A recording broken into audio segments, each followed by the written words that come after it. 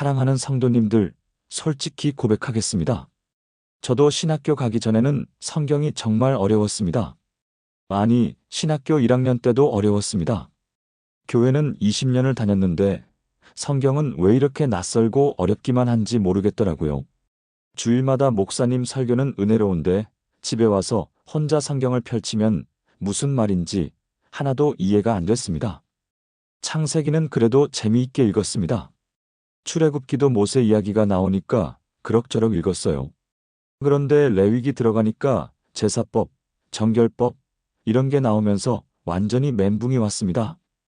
이걸 왜 읽어야 하지? 이게 나랑 무슨 상관이지? 그렇게 또 성경책을 덮었습니다. 1년에 한 번씩 올해는 성경 통독하자 다짐하지만 늘 실패했습니다. 그때 한 은퇴 교수님이 저에게 비밀을 하나 알려주셨습니다. 자네 성경은 읽는 방법이 따로 있네. 처음엔 무슨 말인지 몰랐습니다. 성경이 무슨 기계 사용 설명서도 아니고 읽는 방법이 따로 있다니요? 그런데 그 교수님이 알려주신 방법대로 성경을 읽기 시작하면서 제 신앙생활이 완전히 바뀌었습니다. 성경이 살아있는 하나님의 말씀으로 제 마음에 들어왔습니다. 딱딱하고 지루했던 레위기가 하나님의 거룩하심을 보여주는 감동의 책이 되었습니다. 이해하기 어려웠던 선지서들이 하나님의 심장을 보여주는 러브레터가 되었습니다. 그 후로 30년이 지났습니다. 목회하면서 수없이 많은 성도님들을 만났습니다. 그리고 깨달았습니다. 과거에 저처럼 성경 읽기를 어려워하고 포기하고 좌절하는 분들이 정말 많다는 것을요. 오늘 여러분과 나누고 싶은 것은 바로 그 비밀입니다. 아무도 알려주지 않았던 성경을 제대로 읽는 7가지 방법입니다.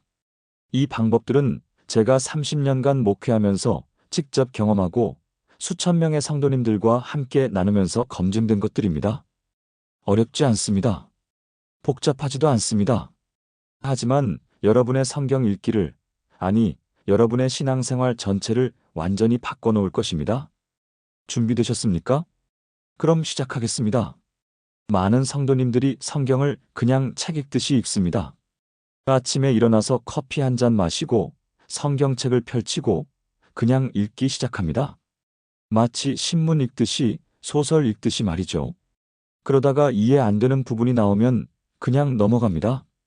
뭔 소린지 모르겠네 하면서 다음 장으로 넘어가는 겁니다. 그렇게 몇 장 읽고 나면 아무것도 기억에 남지 않습니다. 시간만 보냈을 뿐 하나님의 말씀이 내 마음에 들어오지 않는 겁니다. 왜 그럴까요? 성경은 일반 책이 아니기 때문입니다. 사도 바울은 고린도 교회에 이렇게 말씀하셨습니다. 육에 속한 사람은 하나님의 성령의 일들을 받지 아니하나니 그것들이 그에게는 어리석게 보임이요 또 그는 그것들을 알 수도 없나니 그러한 일은 영적으로 분별되기 때문이라. 이 말씀이 무슨 뜻입니까? 성경은 영적인 책이라는 겁니다. 육신의 눈으로는 볼 수 없고 육신의 귀로는 들을 수 없다는 겁니다.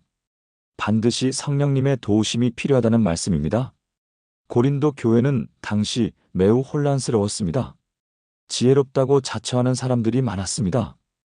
헬라 철학을 공부한 사람들, 로마 법을 아는 사람들이 교회 안에 가득했습니다. 그들은 복음을 자기들의 지식과 이성으로 판단하려고 했습니다. 그러나 바울은 단호하게 말합니다. 하나님의 말씀은 인간의 지혜로 이해되는 것이 아니라고요. 성령님이 열어주셔야만 깨달을 수 있다고 말입니다. 이것이 성경을 읽는 첫 번째이자 가장 중요한 원칙입니다. 반드시 기도로 시작해야 합니다. 하나님, 이 말씀을 깨닫게 해주세요. 성령님, 제 마음의 눈을 열어주세요. 이렇게 간절히 구해야 합니다. 그렇다면 구체적으로 어떻게 기도하며 성경을 읽어야 할까요? 먼저 성경을 펼치기 전에 5분만 기도하십시오. 긴 기도가 아니어도 됩니다. 하나님 아버지, 지금 주의 말씀을 읽으려고 합니다. 제 마음을 깨끗하게 하시고 제 영을 깨우쳐 주세요. 오늘 이 말씀을 통해 하나님께서 제게 주시는 메시지를 듣게 해주세요. 예수님의 이름으로 기도합니다. 아멘. 이 정도면 충분합니다. 그리고 성경을 읽는 중간중간에도 기도하십시오. 이해 안 되는 구절이 나오면 주님, 이게 무슨 뜻입니까? 물으십시오. 마음에 와닿는 말씀이 있으면 주님, 감사합니다. 고백하십시오. 책을 읽는 것이 아니라 하나님과 대화하는 겁니다. 그리고 성경을 다 읽은 후에도 기도로 마무리하십시오. 하나님, 오늘 주신 이 말씀을 제 삶에 적용하게 도와주세요. 말씀대로 살게 하소서. 작년에 우리 교회 김 집사님이 저를 찾아왔습니다. 65세 되신 분인데 40년 동안 교회를 다녔지만 성경 읽기가 늘 숙제였다고 하셨습니다. 목사님, 저는 성경이 너무 어려워요. 읽어도 무슨 말인지 모르겠어요. 그래서 제가 이 방법을 알려드렸습니다. 집사님, 성경 읽기 전에 먼저 5분만 기도하세요. 그리고 읽으면서도 계속 기도하세요. 처음엔 의아해 하셨습니다. 그게 무슨 차이가 있을까요? 하지만 한번 해보시겠다고 하셨습니다. 3개월 후 김 집사님이 다시 찾아오셨습니다. 표정이 완전히 달라져 있었습니다. 목사님, 성경이 살아있어요. 하나님이 제게 말씀하세요. 눈물을 글썽이며 간증하셨습니다. 똑같은 요한복음을 읽는데 기도하며 읽으니까 완전히 다르게 보이더랍니다. 예수님이 눈앞에 계신 것처럼 생생하게 느껴지더랍니다. 이제는 매일 아침 성경 읽는 시간이 가장 행복한 시간이 되었다고 하셨습니다. 사랑하는 믿음의 가족 여러분, 이것이 첫 번째 비밀입니다. 성경을 읽을 때 반드시 기도하십시오. 성령님께 도움을 구하십시오. 그러면 딱딱한 글자가 살아있는 하나님의 음성이 됩니다. 이해할 수 없었던 말씀이 내 마음에 확 다가옵니다.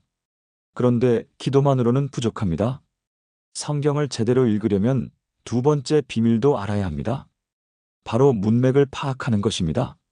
많은 성도님들이 성경을 읽을 때 한 구절 한 구절만 붙들고 씨름합니다. 마치 퍼즐 조각 하나만 보고 전체 그림을 맞추려는 것과 같습니다. 이 구절이 무슨 뜻이지? 저 구절은 어떻게 적용하지? 그러다가 앞뒤 맥락을 놓치고 엉뚱한 해석을 하게 됩니다. 심지어 어떤 분들은 성경을 아무데나 펼쳐서 눈에 띄는 구절을 읽고 이게 오늘 하나님이 주신 말씀이야 라고 생각합니다. 물론 하나님께서 그렇게 말씀하실 수도 있습니다. 하지만 그것이 성경을 읽는 올바른 방법은 아닙니다. 사도 베드로는 성경 해석에 대해 이렇게 경고합니다. 먼저 알 것은 성경의 모든 예언은 사사로이 풀 것이 아니니 예언은 언제든지 사람의 뜻으로 낸 것이 아니요 오직 성령의 감동하심을 받은 사람들이 하나님께 받아 말한 것임이라. 무슨 뜻입니까? 성경은 함부로 내 마음대로 해석하면 안 된다는 겁니다. 각 말씀에는 하나님께서 주신 원래의 의미가 있다는 겁니다. 그 의미를 제대로 알려면 문맥을 파악해야 합니다. 베드로가 이 편지를 쓸 당시 교회에는 거짓 교사들이 많았습니다. 그들은 성경 말씀을 자기 마음대로 해석했습니다. 자기들의 주장을 정당화하기 위해 성경 구절을 짜깁기 했습니다. 그래서 많은 성도들이 혼란에 빠졌습니다. 베드로는 이것을 경계하며 말합니다. 성경은 하나님이 주신 책이기 때문에 하나님의 의도대로 읽어야 한다고요. 그렇다면 하나님의 의도를 어떻게 알 수 있습니까? 바로 문맥을 통해서입니다. 각 구절이 어떤 상황에서 누구에게 왜 쓰였는지를 파악해야 합니다. 그 책 전체가 무엇을 말하고 있는지 이해해야 합니다. 그래야 각 구절의 진짜 의미를 깨달을 수 있습니다. 그렇다면 구체적으로 어떻게 문맥을 파악하며 읽어야 할까요? 첫째, 성경책을 읽을 때 그 책의 서론부터 읽으십시오. 대부분의 성경에는 각 책의 앞부분에 간단한 소개가 있습니다. 누가 썼는지, 언제 썼는지, 왜 썼는지 설명되어 있습니다. 이것만 읽어도 그 책을 이해하는 데 큰 도움이 됩니다. 둘째, 한 장만 읽지 말고 앞뒤장도 함께 읽으십시오. 예를 들어 요한복음 3장 16절 하나님이 세상을 이처럼 사랑하사만 읽지 말고 3장 전체를 읽으십시오. 그러면 예수님이 왜 니고데모에게 이 말씀을 하셨는지 이해됩니다. 셋째, 성경 각주나 참고 구절을 활용하십시오. 요즘 성경들은 친절하게 관련 구절들을 알려줍니다. 그것들을 함께 읽으면 말씀이 입체적으로 다가옵니다. 몇 년 전 청년부에서 성경 공부를 인도할 때였습니다. 한 청년이 질문했습니다. 목사님, 빌립보서 4장 13절에 내게 능력 주시는 자 안에서 내가 모든 것을 할 수 있느니라고 하셨잖아요. 그럼 제가 원하는 건 뭐든지 다 이룰 수 있다는 뜻인가요? 좋은 질문이었습니다. 많은 사람들이 이 구절을 성공과 번영의 약속으로 오해합니다. 그래서 저는 그 청년과 함께 빌립보서 4장 전체를 읽었습니다. 그랬더니 깨달음이 왔습니다. 바울은 감옥에 갇혀 있었습니다. 배고프고 춥고 고통스러웠습니다. 그런데도 바울은 말합니다. 나는 비천에 처할 줄도 알고 풍부에 처할 줄도 알아 모든 일 곧 배부름과 배고픔과 풍부와 궁핍에도 처할 줄 아는 일체의 비결을 배웠노라. 그리고 나서 13절이 나옵니다. 내게 능력 주시는 자 안에서 내가 모든 것을 할 수 있느니라. 이 말씀의 진짜 의미는 무엇입니까? 원하는 것을 다 이룰 수 있다가 아니라 어떤 상황에서도 견딜 수 있다는 뜻입니다. 풍족할 때도 궁핍할 때도 기쁠 때도 슬플 때도 그리스도 안에서 능력을 얻어 이겨낼 수 있다는 말씀입니다. 그 청년은 깜짝 놀랐습니다.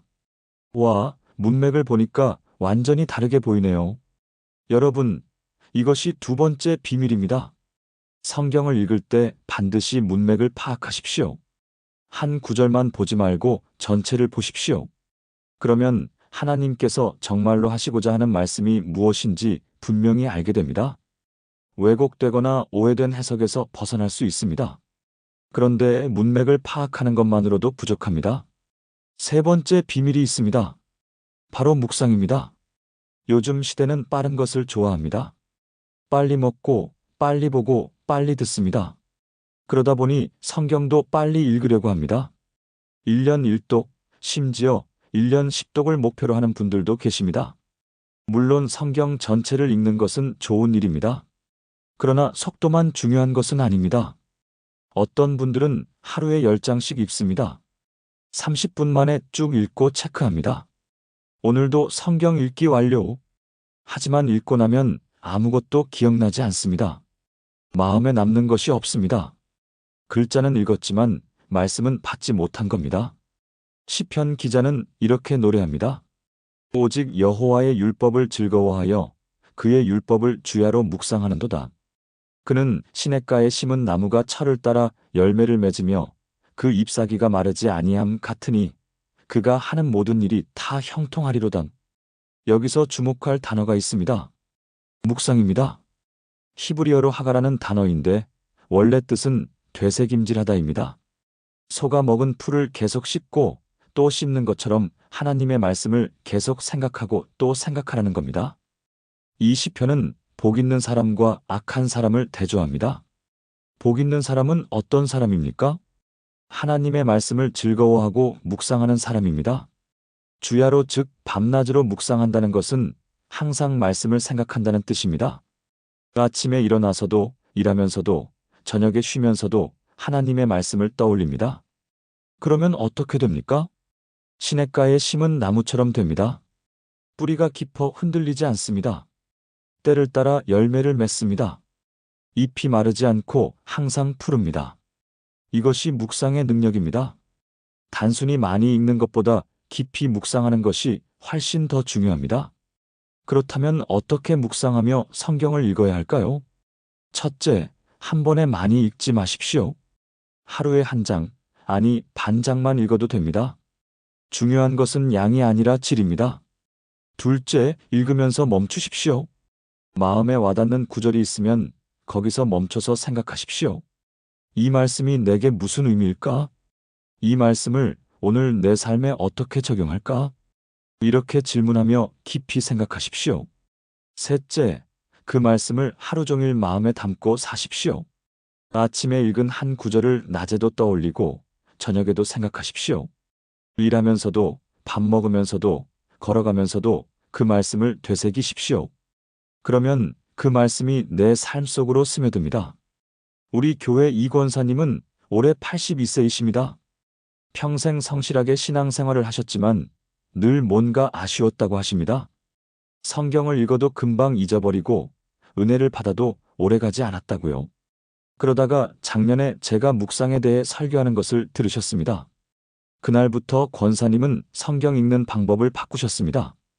매일 아침 딱 한 장만 읽으십니다. 그런데 그 한 장을 30분 동안 천천히 읽으십니다. 한 구절씩 읽고 멈추고 생각하십니다. 하나님, 이 말씀이 무슨 뜻입니까? 이 말씀을 오늘 제 삶에 어떻게 적용할까요? 이렇게 기도하며 묵상하십니다. 그리고 하루 종일 그 말씀을 마음에 담고 사십니다. 설거지할 때도 산책할 때도 자녀들과 통화할 때도 그 말씀을 떠올리십니다. 놀라운 변화가 일어났습니다. 예전에는 성경을 많이 읽었는데도 기억나는 게 없었습니다. 이제는 딱 한 장만 읽는데 그 말씀이 마음 깊이 새겨집니다. 말씀이 살아서 역사하는 것을 매일 경험하십니다. 목사님, 이제야 성경이 정말 하나님의 말씀이라는 걸 알겠어요. 눈물로 간증하셨습니다. 사랑하는 하나님의 자녀 여러분, 이것이 세 번째 비밀입니다. 성경을 빨리 많이 읽으려고 하지 마십시오. 천천히, 깊이, 묵상하며 읽으십시오. 한 구절이라도 제대로 묵상하면 그것이 여러분의 삶을 변화시킵니다. 하지만 묵상만으로는 아직 완전하지 않습니다. 네 번째 비밀을 알아야 합니다. 바로 실천입니다. 많은 성도님들이 성경을 읽고 은혜를 받습니다. 아, 이 말씀 정말 좋다. 이 말씀대로 살아야지. 그런데 교회 문을 나서는 순간 잊어버립니다. 일주일 동안 세상을 살다가 다음 주일에 또 은혜를 받습니다. 그리고 또 잊어버립니다. 이것을 반복합니다. 성경 지식은 많아지는데 삶은 변하지 않습니다. 머리는 커지는데 가슴은 차가워집니다. 왜 그럴까요? 읽기만 하고 실천하지 않기 때문입니다. 야고보서는 이렇게 경고합니다. 너희는 말씀을 행하는 자가 되고 듣기만 하여 자신을 속이는 자가 되지 말라. 누구든지 말씀을 듣고 행하지 아니하면 그는 거울로 자기의 생긴 얼굴을 보는 사람과 같으니 제 자신을 보고 가서 그 모습이 어떠했는지를 곧 잊어버리거니와. 얼마나 정확한 비유입니까? 아침에 거울을 봅니다. 머리가 헝클어져 있고 얼굴에 뭐가 묻어 있습니다. 아, 고쳐야겠다 생각합니다. 그런데 거울 앞을 떠나자마자 잊어버립니다. 그대로 나갑니다. 성경을 읽고 실천하지 않는 것이 바로 이것과 같습니다. 야고보는 예루살렘 교회의 지도자였습니다. 그가 보기에 당시 많은 그리스도인들이 말씀을 듣기만 하고 실천하지 않았습니다. 안식일마다 회당에 가서 율법을 듣습니다. 아멘, 할렐루야 외칩니다. 그러나 집에 돌아가면 전혀 다르게 삽니다. 이웃을 사랑하라는 말씀을 들었지만 이웃과 싸웁니다. 가난한 자를 돌보라는 말씀을 들었지만 외면합니다. 야고보는 이것을 자기를 속이는 것이라고 말합니다. 왜 자기를 속이는 걸까요? 말씀을 아는 것만으로 의롭다고 착각하기 때문입니다. 하지만 하나님은 우리가 말씀을 실천하기를 원하십니다. 아는 것에서 멈추지 말고 행동으로 옮기기를 원하십니다. 그렇다면 어떻게 말씀을 실천하며 읽어야 할까요? 첫째, 성경을 읽을 때마다 이렇게 질문하십시오. 이 말씀을 오늘 어떻게 실천할까? 구체적으로 생각하십시오. 예를 들어 서로 사랑하라는 말씀을 읽었다면 오늘 누구를 어떻게 사랑할까? 계획하십시오. 둘째, 작은 것부터 시작하십시오. 한꺼번에 많은 것을 바꾸려고 하면 부담스럽습니다. 딱 한 가지만 실천하십시오. 오늘 읽은 말씀 중 딱 한 구절만 골라서 실천하십시오. 셋째, 실천한 것을 기록하십시오. 성경 여백이나 노트에 간단히 적으십시오. 오늘 이 말씀을 이렇게 실천했다. 그러면 나중에 돌아보았을 때 큰 격려가 됩니다. 몇 달 전에 한 집사님이 상담을 요청하셨습니다. 50대 중반의 남자 집사님인데 직장 생활이 힘들다고 하셨습니다. 특히 상사와의 관계가 너무 어렵다고요. 상사가 부당한 일을 시키고 무시하고 화를 낸답니다. 그래서 매일 스트레스를 받고 퇴사를 고민 중이라고 하셨습니다. 그런데 이 집사님은 매일 성경을 읽으십니다. 그날도 마태복음 5장을 읽으셨답니다. 원수를 사랑하며 너희를 박해하는 자를 위하여 기도하라. 이 말씀을 읽고 마음이 찔렸답니다. 나는 상사를 원수처럼 미워하고 있구나. 그래서 결단하셨습니다. 이 말씀대로 실천해보자. 다음 날부터 그 상사를 위해 기도하기 시작하셨습니다. 쉽지 않았답니다. 입으로는 기도하는데 마음은 따라가지 않았답니다. 그래도 매일 기도하셨습니다. 2주가 지났습니다. 놀라운 일이 일어났습니다. 상사가 변한 게 아니라 이 집사님의 마음이 변했습니다. 상사를 보는 시각이 달라졌습니다. 이 사람도 힘들고 아픈 사람이구나. 이 사람도 하나님의 사랑이 필요한 사람이구나. 이렇게 보니까 미움이 사라졌습니다. 오히려 불쌍하고 안타까운 마음이 생겼습니다. 그 후로 직장 생활이 완전히 달라졌답니다. 상황은 그대로인데 마음이 평안해졌답니다. 말씀을 실천했더니 삶이 변한 겁니다. 여러분, 이것이 네 번째 비밀입니다. 성경을 읽기만 하지 마십시오. 실천하십시오. 작은 것이라도 좋으니 오늘 읽은 말씀 중 한 가지를 반드시 행동으로 옮기십시오. 그러면 말씀이 여러분의 삶을 실제로 변화시킵니다. 그런데 혼자서 실천하기는 쉽지 않습니다. 그래서 다섯 번째 비밀이 필요합니다. 바로 함께 읽는 것입니다. 많은 성도님들이 성경을 혼자 읽습니다. 조용한 새벽 시간에 혼자 성경을 펼칩니다. 물론 이것도 좋은 일입니다. 개인적인 묵상 시간은 반드시 필요합니다. 그러나 혼자만 읽으면 한계가 있습니다. 내 생각의 틀 안에서만 말씀을 이해하게 됩니다. 내 경험의 범위 안에서만 적용하게 됩니다. 때로는 잘못 해석해도 모릅니다. 혼자 고민하다가 포기하기도 합니다. 이게 무슨 뜻인지 모르겠네. 그냥 넘어가자. 이렇게 되는 겁니다. 히브리서 기자는 이렇게 권면합니다. 모이기를 패하는 어떤 사람들의 습관과 같이 하지 말고 오직 권하여 그날이 가까움을 볼수록 더욱 그리하자. 왜 함께 모이라고 하실까요? 혼자서는 약하기 때문입니다. 혼자서는 쉽게 넘어지기 때문입니다. 함께 모여서 서로 격려하고 붙들어주고 일으켜 세워주어야 합니다. 성경 읽기도 마찬가지입니다. 히브리서는 박해받는 그리스도인들에게 쓰인 편지입니다. 당시 많은 성도들이 핍박 때문에 교회 모임을 피했습니다. 함께 모이면 로마 군인들에게 잡힐 위험이 있었습니다. 그래서 어떤 사람들은 모임을 폐했습니다. 혼자 조용히 믿음을 지키려고 했습니다. 하지만 히브리서 기자는 말합니다. 더욱더 모이라고요. 어려울수록 함께 모여야 한다고요. 왜냐하면 함께 모일 때 힘을 얻기 때문입니다. 서로의 믿음을 격려하고 붙들어주기 때문입니다. 오늘날도 마찬가지입니다. 성경을 혼자만 읽지 말고 함께 읽으십시오. 함께 읽으면 보이지 않던 것이 보입니다. 혼자 깨닫지 못했던 것을 깨닫습니다. 그렇다면 어떻게 공동체와 함께 성경을 읽어야 할까요? 첫째, 소그룹 성경 공부에 참여하십시오. 교회의 구역 모임이나 소그룹 성경 공부가 있다면 반드시 참석하십시오. 함께 말씀을 읽고 나누고 기도하십시오. 둘째, 가족과 함께 읽으십시오. 부부가 함께, 부모와 자녀가 함께 성경을 읽는 시간을 가지십시오. 저녁 식사 후 10분만이라도 함께 한 장씩 읽고 나누십시오. 셋째, 친구와 함께 읽으십시오. 믿음의 친구 한두 명과 일주일에 한 번씩 만나서 성경을 읽고 나누십시오. 서로의 삶을 나누고 서로를 위해 기도하십시오. 함께 읽으면 혼자 읽을 때보다 훨씬 더 풍성해집니다. 우리 교회에 박 집사님 부부가 계십니다. 60대 초반이신데 결혼한 지 35년이 되셨습니다. 그동안 각자 신앙생활을 해오셨답니다. 남편은 남편대로 새벽 기도에 나가고 아내는 아내대로 수요 예배에 참석하고요. 집에서는 신앙 이야기를 거의 안 했답니다. 그러다가 2년 전 코로나 팬데믹 때 교회를 못 나가게 되었습니다. 집에서 온라인 예배를 드리게 되었습니다. 제가 성도님들께 권했습니다. 이 기회에 가족과 함께 성경을 읽어보세요. 박 집사님 부부도 시작하셨습니다. 처음에는 어색했답니다. 35년을 함께 살았는데 부부가 함께 성경을 읽어본 적이 없었으니까요. 그런데 계속하다 보니 점점 좋아졌답니다.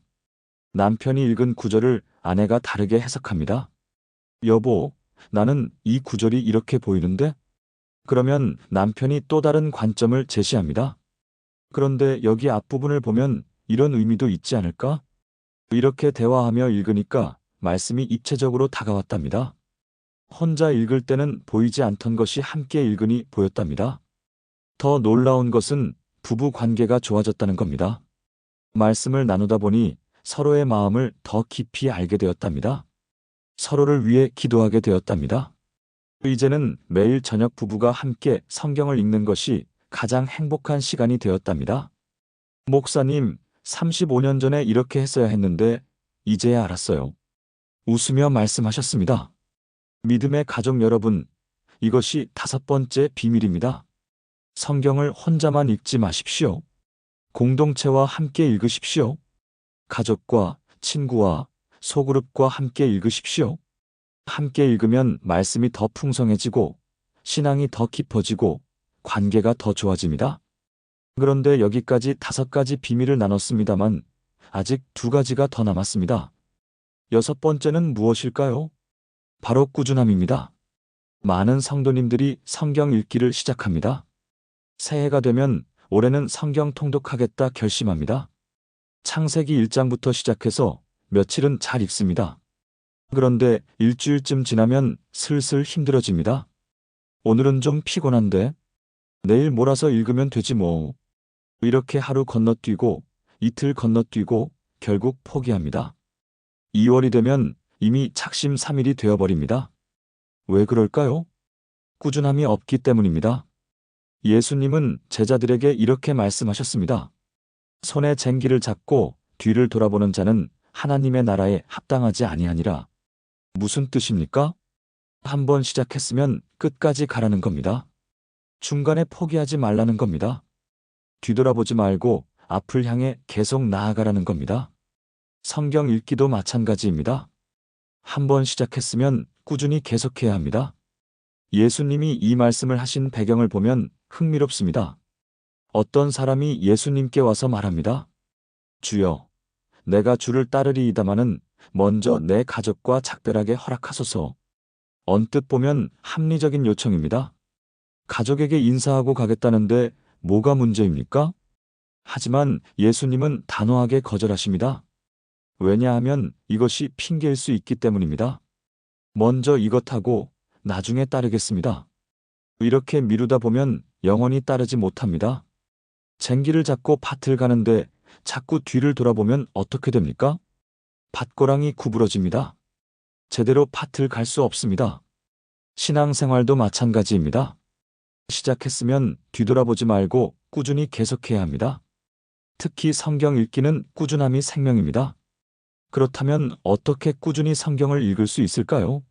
첫째, 완벽하려고 하지 마십시오. 많은 사람들이 매일 5장씩 읽겠다 목표를 세웁니다. 그러다가 하루 못 읽으면 죄책감에 포기합니다. 하지만 완벽할 필요 없습니다. 어제 못 읽었으면 오늘 읽으면 됩니다. 5장 읽기로 했는데 3장만 읽었으면 그것도 괜찮습니다. 중요한 것은 포기하지 않는 겁니다.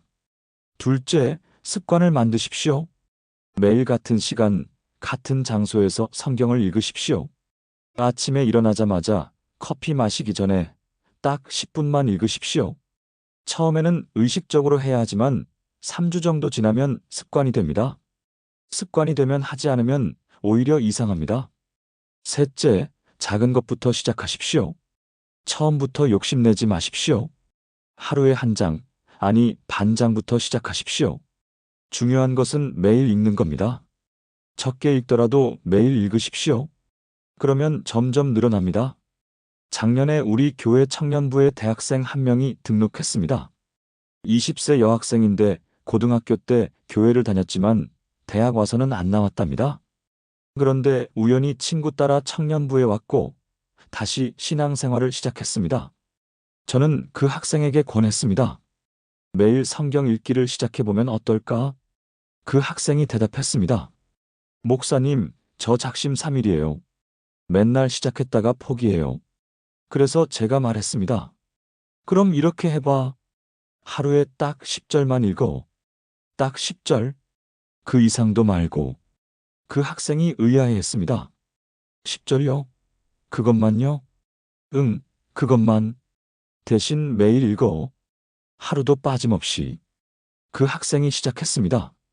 처음에는 10절이 너무 적어서 더 읽고 싶었답니다. 하지만 저는 딱 10절만 읽으라고 했습니다. 왜냐하면 습관을 만드는 것이 목표였기 때문입니다. 3주가 지났습니다. 그 학생이 제게 카톡을 보냈습니다. 목사님, 신기해요. 21일 연속으로 읽었어요. 제 인생의 처음이에요. 1개월이 지났습니다. 이제 성경 읽기가 습관이 되었습니다. 아침에 일어나면 자동으로 성경을 펼치게 되었답니다. 그래서 이제는 10절이 아니라 한 장씩 읽고 있답니다. 6개월이 지난 지금 그 학생은 매일 성경을 읽습니다. 하루도 빠짐없이 읽습니다. 신앙이 완전히 달라졌습니다. 목사님, 제가 이렇게 될 줄 몰랐어요. 꾸준히 하니까 정말 달라지네요. 사랑하는 성도님들, 이것이 6번째 비밀입니다. 성경을 꾸준히 매일 읽으십시오. 완벽하게 읽으려고 하지 말고 꾸준히 읽으십시오. 많이 읽으려고 하지 말고 매일 읽으십시오. 그러면 시간이 지날수록 여러분의 신앙이 깊어지고 단단해집니다. 자, 이제 마지막 7번째 비밀이 남았습니다. 가장 중요한 비밀입니다. 바로 성령님의 인도하심을 구하는 것입니다. 지금까지 6가지 방법을 나눴습니다. 기도하며 읽고, 문맥을 파악하고, 묵상하고, 실천하고, 함께 읽고, 꾸준히 읽는 것. 이것들은 모두 중요합니다. 그런데 이것만으로는 부족합니다. 왜냐하면 성경은 단순한 책이 아니기 때문입니다. 성경은 하나님의 말씀입니다. 영적인 책입니다. 아무리 좋은 방법을 사용해도 성령님의 도우심 없이는 제대로 이해할 수 없습니다. 많은 사람들이 이것을 놓칩니다. 방법만 배우고 성령님을 의지하지 않습니다. 그러면 성경이 그냥 지식으로만 남습니다. 마음을 변화시키는 하나님의 말씀이 되지 못합니다. 예수님은 제자들에게 약속하셨습니다. 보혜사 곧 아버지께서 내 이름으로 보내실 성령 그가 너희에게 모든 것을 가르치고 내가 너희에게 말한 모든 것을 생각나게 하리라. 누가 우리에게 모든 것을 가르쳐 주십니까? 성령님입니다. 누가 예수님의 말씀을 생각나게 해 주십니까? 성령님입니다. 다시 말해 성경을 제대로 이해하고 기억하려면 반드시 성령님의 도우심이 필요합니다. 예수님이 이 말씀을 하신 때는 십자가에 달리시기 바로 전날 밤이었습니다. 제자들은 불안했습니다. 선생님이 떠나시면 우리는 어떻게 하지? 선생님 없이 우리가 뭘 할 수 있지? 그때 예수님이 이 약속을 주셨습니다. 내가 떠나지만 너희는 혼자가 아니다. 성령님이 오실 것이다. 성령님이 너희와 함께 하시며 모든 것을 가르쳐 주실 것이다. 정말로 오순절에 성령님이 임하셨습니다. 그때부터 제자들이 완전히 달라졌습니다. 두려움에 떨던 베드로가 담대하게 설교했습니다. 무식하다고 무시받던 어부들이 성경을 깊이 깨달았습니다. 성령님이 그들을 가르치셨기 때문입니다. 오늘날도 마찬가지입니다. 우리가 성경을 읽을 때 성령님이 함께 하십니다. 성령님이 우리에게 말씀을 깨닫게 하십니다. 그러므로 성경을 읽을 때마다 반드시 성령님의 도우심을 구해야 합니다. 그렇다면 어떻게 성령님의 인도하심을 구하며 성경을 읽어야 할까요? 첫째, 겸손한 마음으로 읽으십시오. 내가 안다는 교만한 마음을 버리십시오. 나는 모릅니다. 성령님, 가르쳐 주세요라는 겸손한 자세로 읽으십시오. 둘째, 마음을 열고 읽으십시오. 선입견을 버리십시오. 내가 원하는 답을 찾으려고 하지 마십시오. 하나님이 주시는 말씀을 받을 준비를 하십시오. 셋째, 순종할 마음으로 읽으십시오. 성경을 비판하거나 판단하려고 하지 마십시오. 하나님의 말씀에 순종하려는 마음으로 읽으십시오. 그러면 성령님이 여러분에게 말씀하십니다. 여러분의 마음에 확신을 주십니다. 여러분의 삶에 변화를 일으키십니다. 10년 전 일입니다. 한 장로님이 저를 찾아오셨습니다. 70대 중반이신데 평생 교회를 섬기신 분입니다. 장로님은 성경을 수십 번 읽으셨습니다. 신학 공부도 하셨고 성경 지식이 해박하신 분입니다. 그런데 그분이 저에게 이렇게 말씀하셨습니다. 목사님, 저는 성경을 많이 합니다. 머리로는 다 압니다. 그런데 마음으로는 모르겠어요. 성경이 그냥 지식으로만 남아 있어요. 저는 그 장로님과 오래 이야기를 나눴습니다. 그러다가 깨달았습니다. 이분은 성경을 연구하듯 읽으셨습니다. 분석하고 해석하고 정리하셨습니다. 하지만 성령님께 의지하지 않으셨습니다. 장로님, 성경을 읽으실 때 성령님께 도움을 구하십니까? 장로님이 잠시 침묵하시더니 대답하셨습니다. 아, 그걸 놓쳤구나. 그날부터 장로님은 성경 읽는 방법을 바꾸셨습니다. 성경을 펼치기 전에 반드시 기도하셨습니다. 성령님, 오늘 이 말씀을 통해 제게 말씀해 주세요. 지식으로 분석하려고 하지 않으셨습니다. 겸손한 마음으로 성령님의 음성을 듣기 위해 기다리셨습니다. 3개월 후 장로님이 다시 찾아오셨습니다. 얼굴이 환하셨습니다. 목사님, 이제야 알겠습니다. 성경이 정말 살아있는 하나님의 말씀이라는 것을요. 70년 동안 교회를 다녔는데 이제야 진짜 성경을 읽게 되었습니다. 지금도 그 장로님은 매일 성령님의 인도하심을 구하며 성경을 읽으십니다. 그리고 말씀하십니다. 이제야 성경이 즐겁습니다. 매일 새로운 은혜를 받습니다. 사랑하는 하나님의 자녀 여러분, 이것이 7번째이자 마지막 비밀입니다. 성경을 읽을 때 반드시 성령님의 인도하심을 구하십시오. 여러분의 지혜와 지식을 의지하지 마십시오. 겸손한 마음으로 성령님께 맡기십시오. 그러면 성령님이 여러분에게 말씀을 깨닫게 하십니다. 여러분의 마음을 변화시키십니다. 여러분의 삶을 인도하십니다. 사랑하는 믿음의 가족 여러분, 오늘 우리는 아무도 알려주지 않은 성경 제대로 읽는 7가지 방법을 나눴습니다. 다시 한번 정리하겠습니다. 첫째, 기도로 시작하고 기도로 끝내십시오. 성경을 펼치기 전에 반드시 하나님께 도움을 구하십시오. 둘째, 문맥을 파악하며 읽으십시오. 한 구절만 보지 말고 전체를 보십시오. 셋째, 천천히 묵상하며 읽으십시오. 빨리 많이 읽으려고 하지 말고 깊이 묵상하십시오. 넷째, 실천하며 읽으십시오. 듣기만 하지 말고 행동으로 옮기십시오. 다섯째, 공동체와 함께 읽으십시오. 혼자만 읽지 말고 가족, 친구, 소그룹과 함께 읽으십시오. 여섯째, 꾸준히 매일 읽으십시오. 완벽하게 하려고 하지 말고 꾸준히 하십시오. 일곱째, 성령님의 인도하심을 구하십시오. 여러분의 힘을 의지하지 말고 성령님께 맡기십시오. 이 7가지를 기억하고 실천하십시오.